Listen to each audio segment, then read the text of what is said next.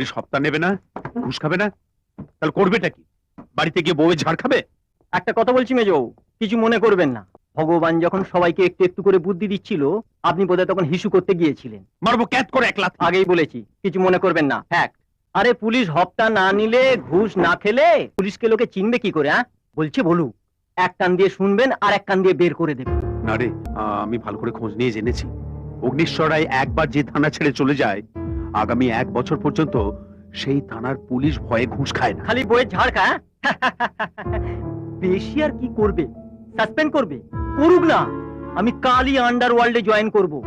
সবাই আমাকে হরিদা, হরি বাবু বলে সেলাম করবে।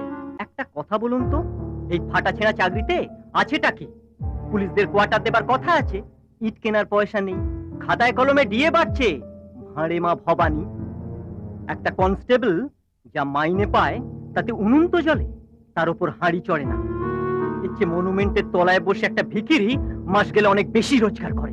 ঠিক বলেছিস, ঠিক বলেছিস। আমাদের এই হপ্তা উপরি এ সমস্ত আছে বলেই আমাদের বউদের গায়ে সমস্ত দামি দামি সোনার গয়না ওঠে, ছেলেমেয়েরা ভালো স্কুলে পড়ে। ফ্যাক্ট।